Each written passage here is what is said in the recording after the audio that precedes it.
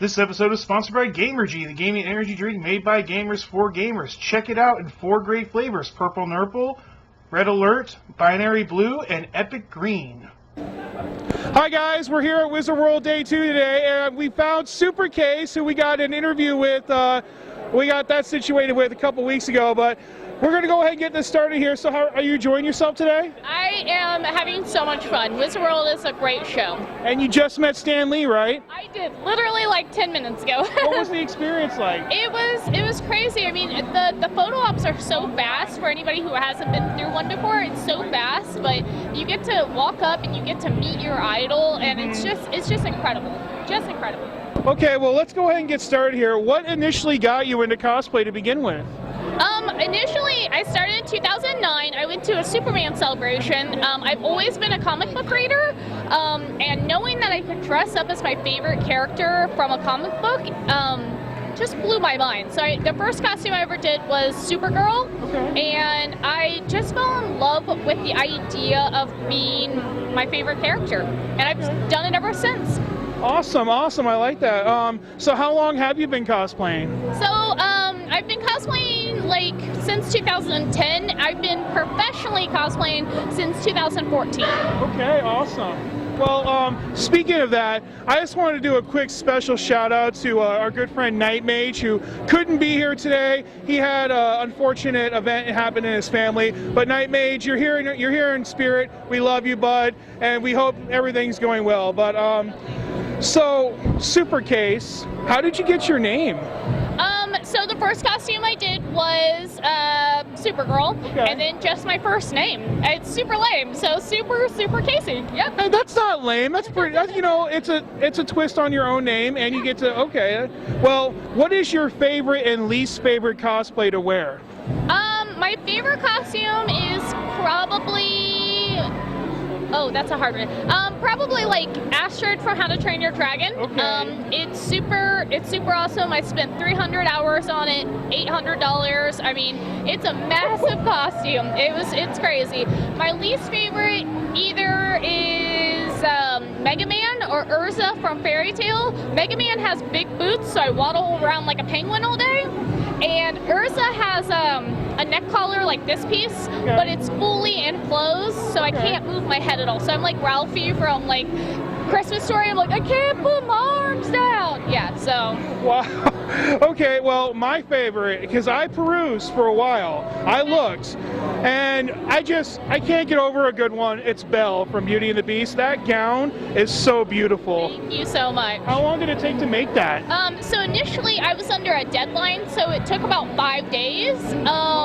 Yeah, I know, I was under a deadline, so it was like no sleeping, so 5 days. I did go back later and put about 2 more days worth of work into it, so. Well, that's really impressive. Well, could you take us through the process of one of your cosplays? Like, what's the initial step, and then, you know, what's that like with you? Of course. So I started off as a superhero cosplayer. So superhero cosplaying, all those images are very flat and colorful. So when I design something like Valkyrie, I start as with a reference picture or a couple reference pictures, and every artist is going to draw it differently. So shading might be included, weathering, battle damage, it all just depends on what look you're going for.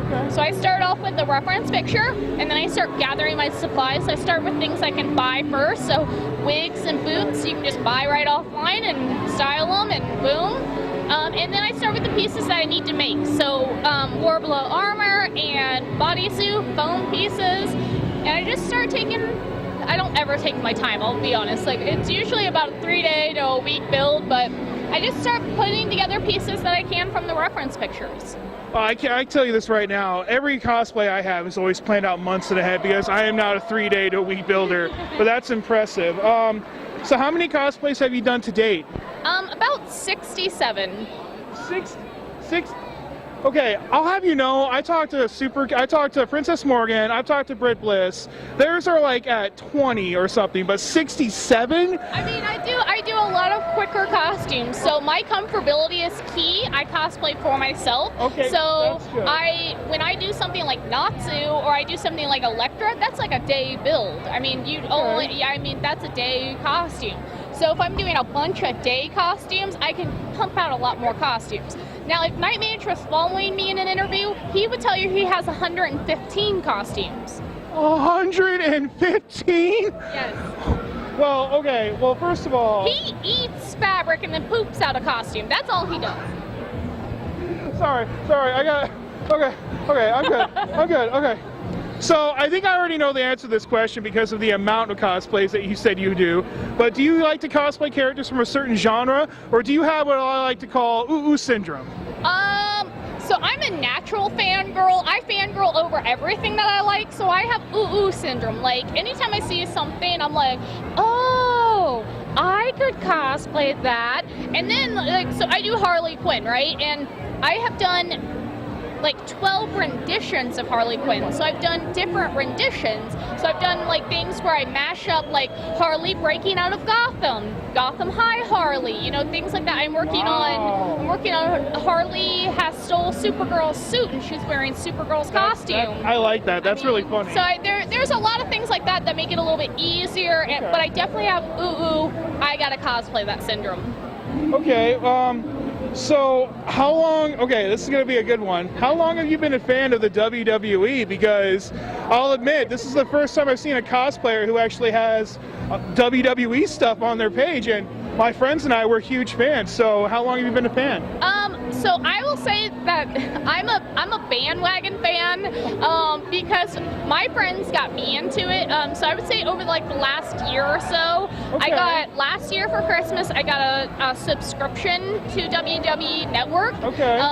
And my best buddy, Real Breaking Nate, he was like, oh, you gotta watch this, and I just started watching things, and it's really fun, and I've always known who Hulk Hogan was. I mean, I always just knew him.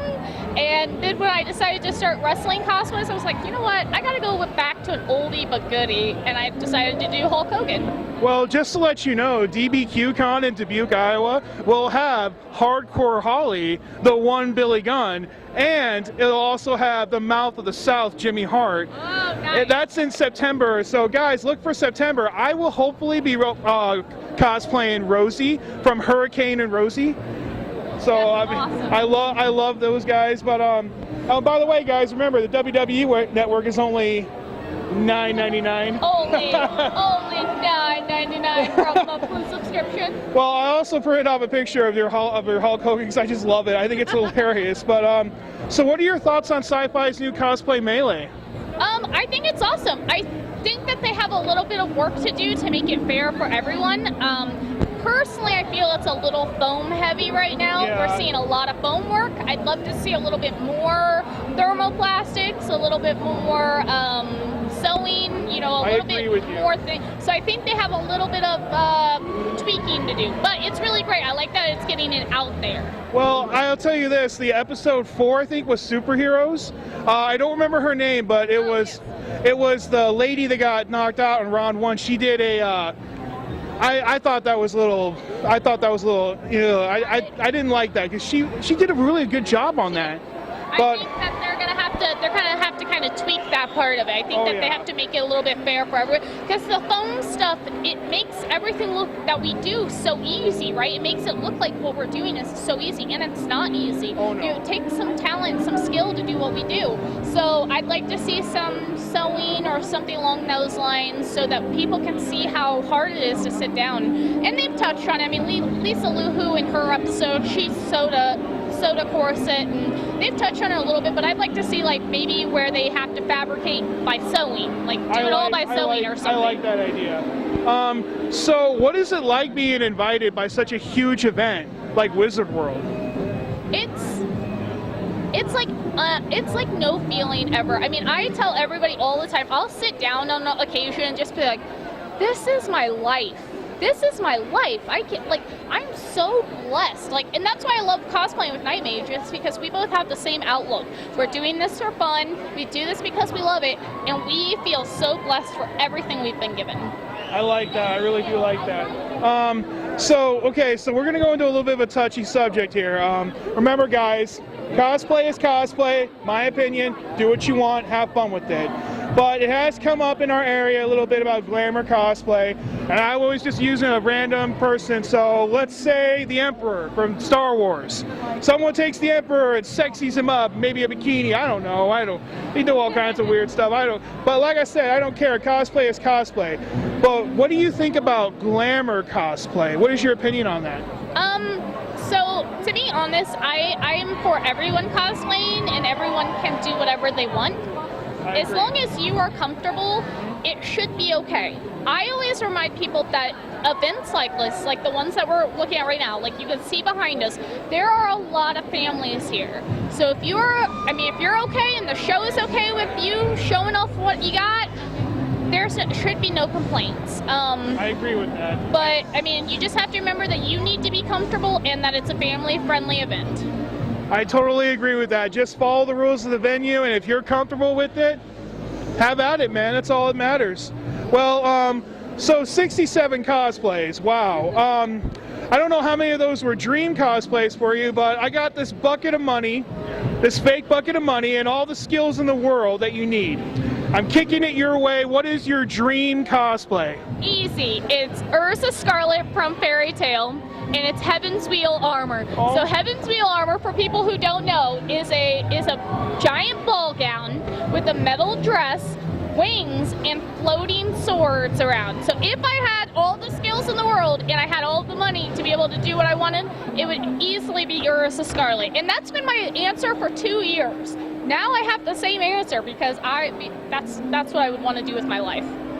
Well, I think the gauntlet has been thrown, and we're going to throw down a challenge. We want to see it in the future. Oh my God. Okay, well, we're going to go ahead and go into what I like to call the Sith Lightning round, and I'm going to give you an option. Okay. Pick one or the other, don't think about it, and we're going to get to know you a little more by doing this, okay? Pokemon or Digimon? Pokemon. Marvel or DC? DC. Sci-fi or fantasy? Fantasy. Anime or manga? Anime. Star Wars or Star Trek? Doesn't matter. I like that answer. Okay.